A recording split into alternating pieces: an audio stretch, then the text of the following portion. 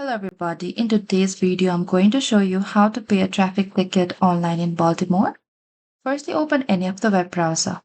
In the top there's a address bar, type down baltimorecity.gov and enter it.